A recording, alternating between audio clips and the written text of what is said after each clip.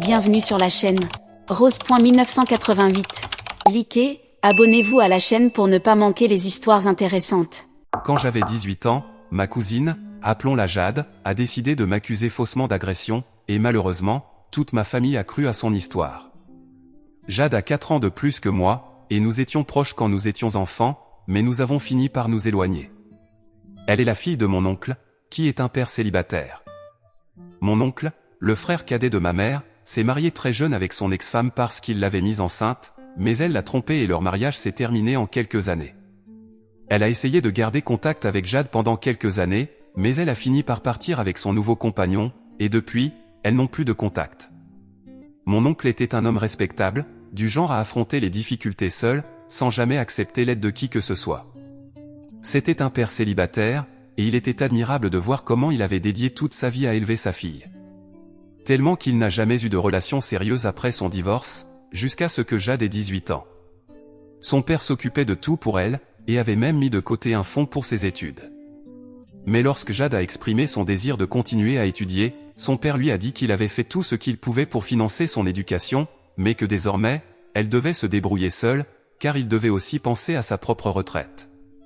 Et je pense que c'était une manière assez juste de gérer la situation, car si elle voulait poursuivre des études supérieures, cela devait être à ses frais, et non à ceux de son père, car à cet âge, elle était définitivement assez âgée pour travailler.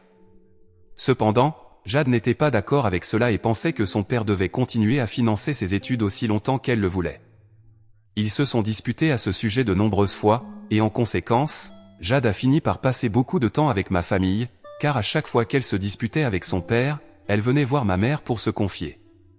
Personnellement, je trouvais que mon oncle était très raisonnable, mais je n'ai jamais rien dit, car Jade venait parler à ma mère, pas à moi, donc ce n'était pas à moi de commenter. Un jour, comme d'habitude, elle est venue sans prévenir, mais mes parents n'étaient pas à la maison. Je ne me souviens pas exactement où ils étaient, probablement à une fête, mais j'étais la seule personne à la maison. Quand elle est arrivée, je lui ai immédiatement dit que ma mère n'était pas là, et j'ai pensé qu'elle partirait après cela, mais elle a décidé de rester dans le salon, apparemment parce qu'elle avait besoin de prendre de la distance avec son père après une autre dispute terrible. Honnêtement, j'en avais assez entendu parler de ces disputes avec son père, car elle était toujours très bruyante lorsqu'elle venait parler à ma mère, et je n'étais vraiment pas intéressé à entendre tout cela à nouveau. Mais comme ma mère n'était pas là, elle a commencé à se confier à moi, et je pense qu'elle s'attendait à ce que je sois aussi compréhensif que ma mère. Cependant, j'avais des opinions très différentes sur la situation. Quand elle a recommencé à se plaindre de son père, je l'ai coupée et je lui ai dit que, bien que ma mère puisse avoir alimenté ses illusions, je pensais que ce que faisait mon oncle était parfaitement raisonnable. Je lui ai dit qu'il avait dédié sa vie à l'élever pour qu'elle devienne une femme indépendante et compétente, et que maintenant, c'était à elle de prouver qu'il avait raison. Si elle voulait vraiment poursuivre un master, puis un doctorat, elle devrait faire comme tout le monde et le financer elle-même. De plus, comme elle était dans une filière Naturwissenschaft, informatique, mathématiques ou technique, je savais que quel que soit le travail qu'elle trouverait, il serait suffisant pour qu'elle puisse se soutenir. Tout ce qu'elle avait à faire, c'était au moins d'essayer. Mais elle insistait sans cesse en disant que ce serait trop difficile à gérer pour elle et qu'elle ne pouvait pas travailler tout en étudiant. Alors, je lui ai dit que si elle avait déjà décidé qu'il était impossible pour elle de commencer à travailler tout en poursuivant ses études, peut-être devrait-elle abandonner l'idée de poursuivre des études supérieures. Mais il était vraiment injuste pour elle de demander à son père de continuer à tout payer, surtout après tout ce qu'il avait fait pour elle, et au lieu d'être reconnaissante, elle agissait comme s'il était le méchant de l'histoire. Je pense qu'elle ne s'attendait pas à ce genre de confrontation avec la réalité, et dès que j'ai dit tout cela, elle a commencé à crier après moi, en me disant que j'étais une horrible personne et que je ne comprendrais jamais ce qu'elle traversait, parce que j'étais un gosse de riche privilégié, et que je ne méritais même pas le soutien que j'avais. Honnêtement, je pensais qu'elle était plus privilégiée que moi, mais peu importe. Elle a crié après moi pendant quelques minutes, puis est sortie en courant de la maison en pleurant. Je ne suis pas allé après elle parce que, comme je l'ai dit, je n'étais pas intéressé à l'entendre se plaindre encore et encore. Mais je ne m'attendais certainement pas à ce qui allait suivre, car le lendemain, elle m'a accusé d'agression, et mon monde entier s'est effondré à cause de cette seule accusation. Maintenant que les gens découvrent enfin qu'elle a menti à propos de tout cela, ma famille me bombarde de messages après ne pas m'avoir parlé pendant les 3 dernières années. Quoi qu'il en soit, le jour après que Jade et moi nous soyons disputés, mes parents m'ont réveillé le matin. Je me souviens encore de tout comme si c'était hier, car c'était probablement le jour le plus traumatisant de ma vie. Ils m'ont réveillé en me disant que mon oncle et Jade étaient là pour me voir, et apparemment, c'était très important. Je n'avais aucune idée de ce qui s'était passé à ce moment-là, mais quand je suis descendu, Jade a commencé à crier que je l'avais agressé la nuit précédente et a fait semblant de s'effondrer. Mon oncle avait l'air extrêmement perturbé, et mes parents étaient également très choqués. Comme Jade n'était pas en état de parler, ou du moins elle faisait semblant de ne pas l'être, c'est mon oncle qui a fait toute la conversation. Il a dit à mes parents que, lorsqu'elle était revenue chez elle après avoir discuté avec lui, elle pleurait sans arrêt, et il avait finalement réussi à lui faire dire ce qui s'était passé. Apparemment, comme mes parents n'étaient pas à la maison, je l'avais attiré à l'intérieur et l'avais agressé.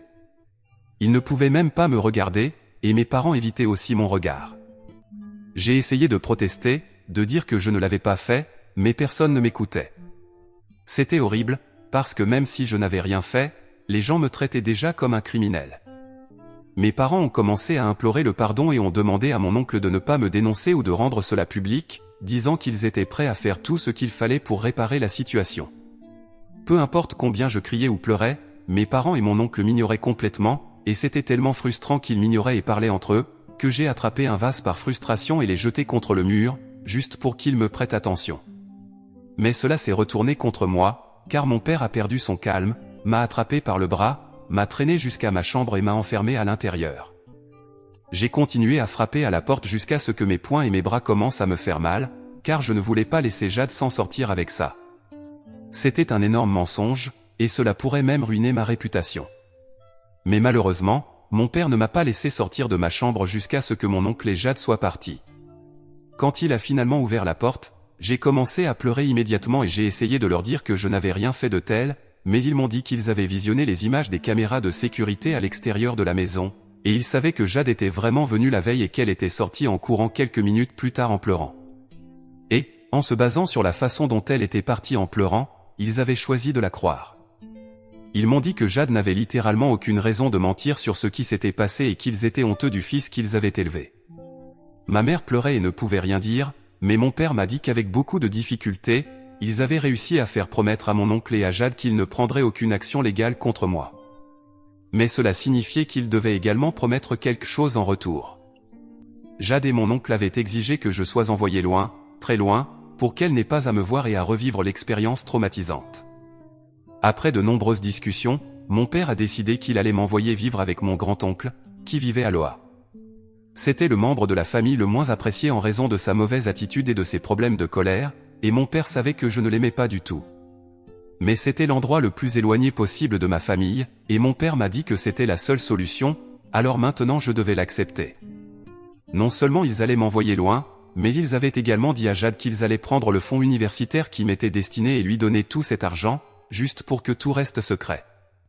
J'ai essayé de protester, mais il n'y avait pas moyen de leur parler, et finalement, j'ai abandonné, car je ne voyais plus l'intérêt de rien. Même mes propres parents ne semblaient pas me faire confiance. J'ai également compris que Jade m'avait probablement accusé faussement simplement parce qu'elle voulait avoir quelque chose contre mes parents pour leur soutirer de l'argent, car son propre père n'accepterait jamais aucune aide, surtout financière, même de sa propre famille. Quoi qu'il en soit, quelques jours après cet incident, tout était prêt pour mon départ, et mes parents n'ont même pas pris la peine de me serrer dans leurs bras ou de me souhaiter bonne chance. Pendant les jours suivants, ils ont fait comme si je n'étais même pas à la maison, et j'étais pratiquement en résidence surveillée, donc je n'ai même pas pu dire au revoir à mes amis. Ils ont pris mon téléphone et m'ont dit que si je ne disparaissais pas complètement de la vie de tout le monde, ils ruineraient ma réputation eux-mêmes. J'ai donc été forcé de couper les ponts avec tout mon passé et de m'éloigner de tout ce que je connaissais, tout cela à cause d'un mensonge que Jade avait raconté. Quelques jours après cet incident, mon grand-oncle est venu me chercher, et j'ai été envoyé vivre avec lui, dans une sorte d'exil.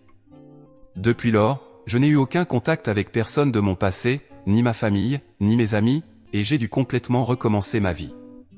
Quand j'ai d'abord emménagé chez mon grand-oncle, il m'était très difficile de m'adapter à son mode de vie, car il me taquinait constamment, même sans savoir pourquoi j'avais été expulsé.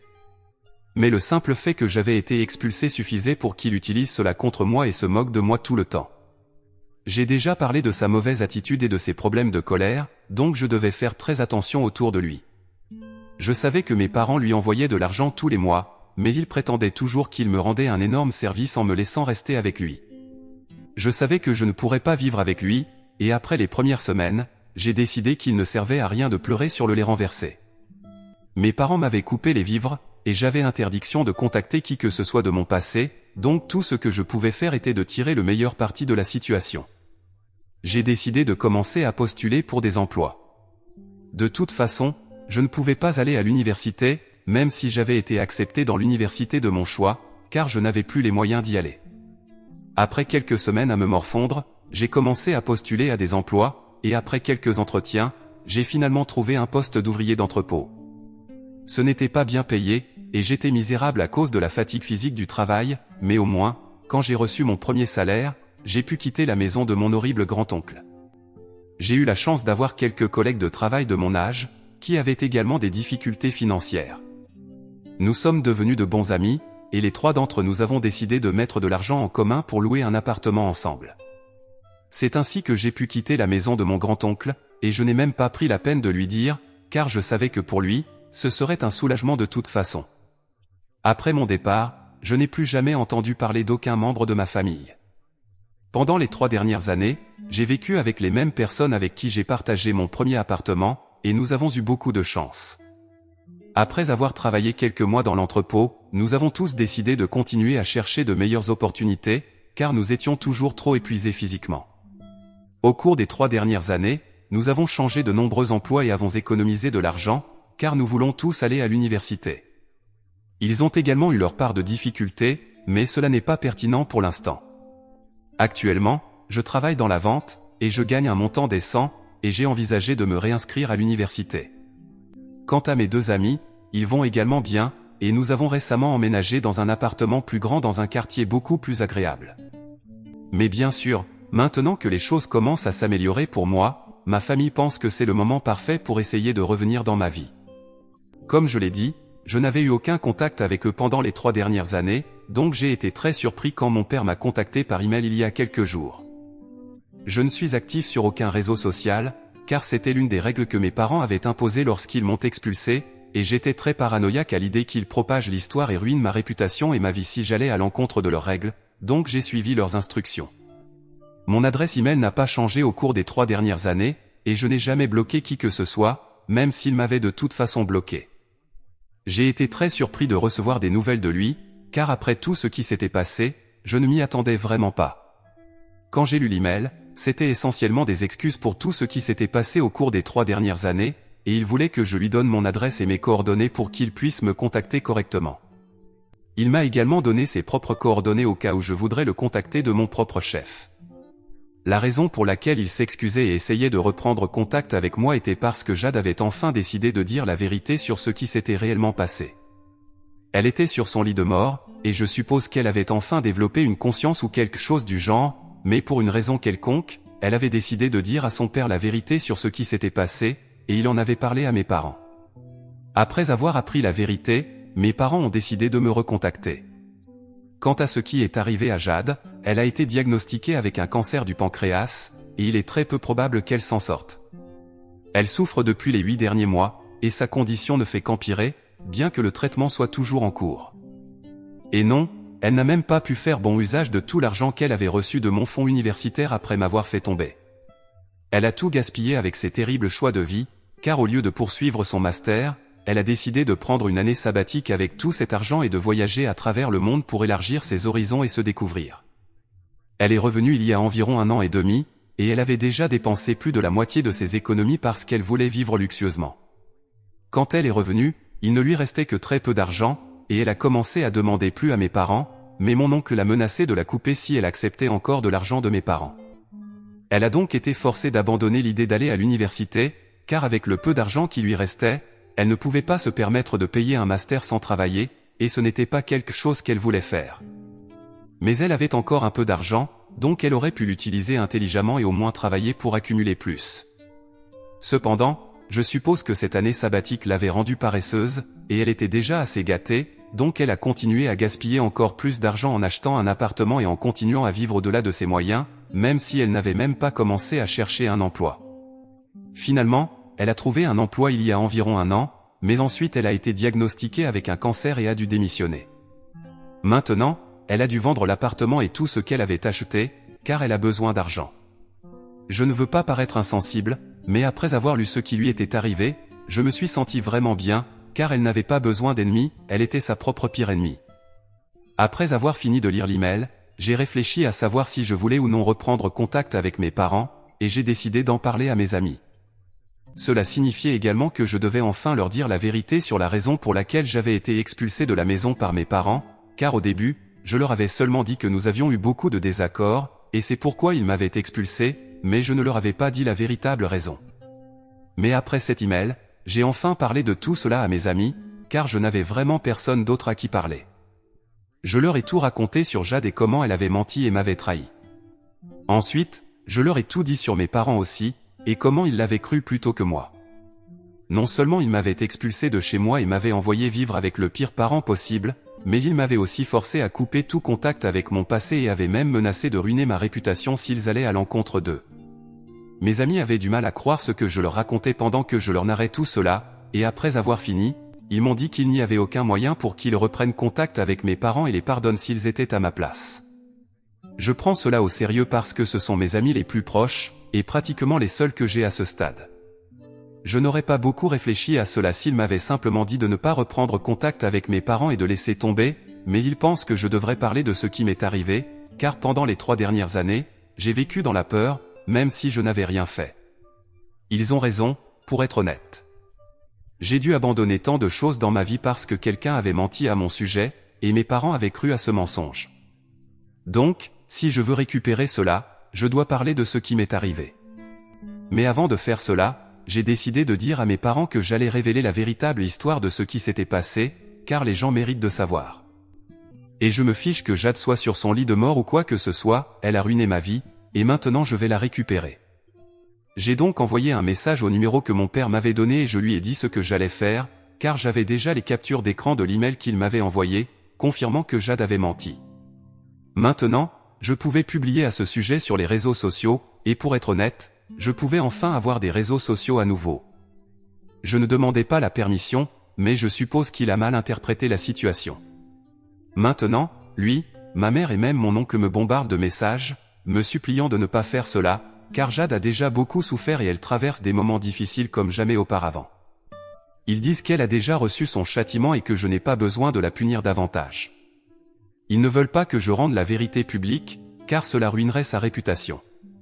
Ils pensent que je peux revenir et reprendre tout ce que j'ai laissé derrière moi sans dire aux gens la vérité sur pourquoi je suis parti en premier lieu, et personne ne posera de questions. Et ils ont raison, je pourrais probablement faire cela. Mais honnêtement, je ne pense pas que je veuille. Jade a pris une grande partie de ma vie, et même mes amis pensent qu'il est parfaitement raisonnable que je dise la vérité.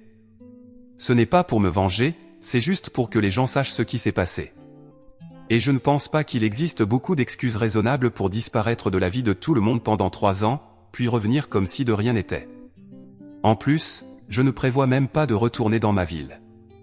Je suis assez content ici, mais mes amis me manquent, et beaucoup de mes proches qui ont été bons avec moi, alors je pense qu'ils méritent au moins de connaître la vérité. Mes parents et mon oncle me bombardent de messages sans arrêt, ce qui, honnêtement, est la seule chose qui m'a empêché de publier jusqu'à présent. Jade n'est apparemment pas en bon état, et ils m'ont pratiquement supplié de ne rien publier. Alors, si je vais de l'avant et que je publie la vérité sur la raison pour laquelle j'ai dû tout quitter pendant 3 ans et que j'expose ma cousine, même si elle est sur son lit de mort, je pense que je vais probablement lui enlever la petite paix qu'il lui reste. Mise à jour 1. Je l'ai fait, les gars, j'y ai beaucoup réfléchi. J'ai consulté mes amis à plusieurs reprises, et ils m'ont tous dit la même chose, Jade et ma famille m'ont pris 3 ans de ma vie, que j'aurais pu passer normalement, mais j'ai dû vivre dans la peur à cause d'eux, même si je n'avais rien fait. Ce serait parfaitement raisonnable que je riposte, peu importe l'état dans lequel se trouve Jade. Et beaucoup de commentaires ici pensent la même chose. Pour être honnête, à la fin de la journée, c'était ma propre décision, mais savoir que la plupart des gens me soutiendront dans cette démarche m'a fait me sentir beaucoup mieux. Cela fait 1 semaine depuis ma publication originale, et hier soir, j'ai posté tout, en racontant tout ce qui s'est passé dans ma vie et en expliquant exactement pourquoi j'ai été hors ligne et hors de la vie de tout le monde pendant ces 3 dernières années. Toutes les personnes qui me connaissaient auparavant, y compris mes amis et mes proches, m'ont contacté pour me dire qu'elles sont là pour moi et qu'elles m'ont beaucoup manqué. Pendant les premiers mois, j'y ai vraiment cru, car j'avais reçu de nombreux emails de nombreuses personnes, mais apparemment, après cela, mes parents ont dit à tout le monde de ne pas me chercher, car je voulais être seul, ayant traversé quelque chose de très traumatisant, et que j'avais besoin de temps et d'espace pour guérir. Donc, après les premiers mois sans contact, les gens ont arrêté d'essayer de me joindre, car ils voulaient me laisser tranquille. Tous mes amis m'ont dit qu'ils avaient demandé plusieurs fois à mes parents où j'étais, mais ils n'ont jamais révélé ma localisation, donc ils ne pouvaient pas me joindre. Même beaucoup de mes proches m'ont dit qu'ils avaient attendu patiemment que je réapparaisse. En réalité, cela m'a fait pleurer un peu en voyant que personne ne m'avait oublié et que tout le monde était prêt à m'accueillir de nouveau. Le plus important, c'est que beaucoup de gens ont dit qu'ils avaient toujours trouvé Jade très louche, mais découvrir cela était bas, même pour ses standards. Mes parents et mon oncle n'ont rien dit jusqu'à présent, et j'espère qu'ils resteront en dehors de tout cela, car je ne veux vraiment pas leur parler. Quant à moi, je me sens beaucoup plus léger maintenant que j'ai tout dit. Parler de ce qui m'est arrivé a été une bonne décision, et je ne regrette rien. Mise à jour 2.